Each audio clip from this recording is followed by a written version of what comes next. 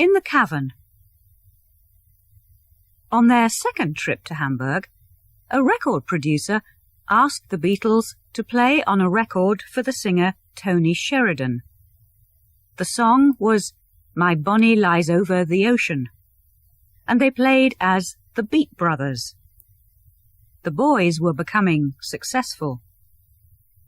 But one of the band decided that he didn't want to be a Beatle. Stu met a young photographer, Astrid Kircher, in Hamburg. Her photos of the band later became famous. She also helped the band's look. One day, she cut Stu's hair. At first, the others in the band laughed. They all pushed their hair back off their faces like rock and roll singers. But later, John, Paul and George all had the same haircut.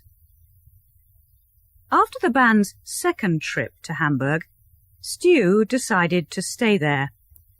He was in love with Astrid, and he wanted to study art in Hamburg. Paul never had a high opinion of Stu's playing, and he started to play the bass. Back in Liverpool, people were interested in the new band from Hamburg. At first, someone told John, "You speak good English." But the band became more and more popular in their home city. They often played at a club called the Cavern. Hundreds of fans crowded into the small, dark club when the Beatles played there. The band was famous now in Liverpool, but was that enough? Everything changed when they met Brian Epstein. He was the manager of a big music shop in the city. When he heard about the Beatles, he went to the Cavern. In his suit and tie, Epstein probably looked very different from the Cavern's young crowd. In his opinion, the band were a little rough. But he has said, "I immediately liked what I heard." Epstein met the band and offered to become their manager.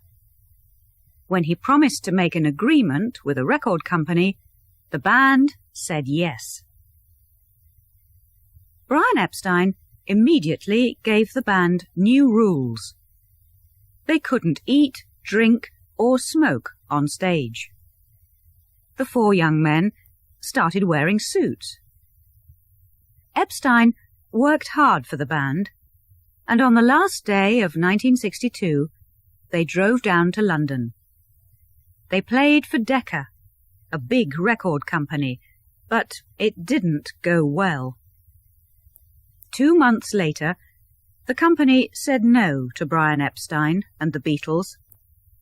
In their opinion, guitar bands weren't popular now. Worse news came from Germany.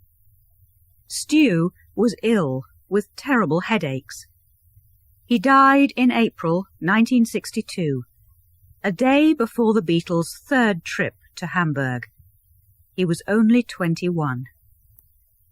During the band's third trip to Hamburg, they received a message from their manager. Another record company, Parlophone, part of the big company EMI, wanted to hear them in the studio. On their way.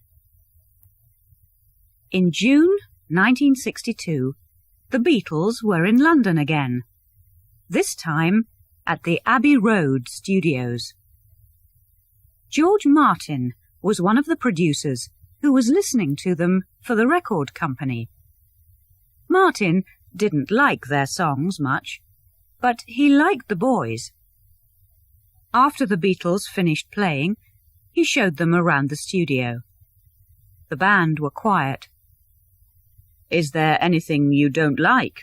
asked Martin. Finally, George spoke. "Well, I don't like your tie."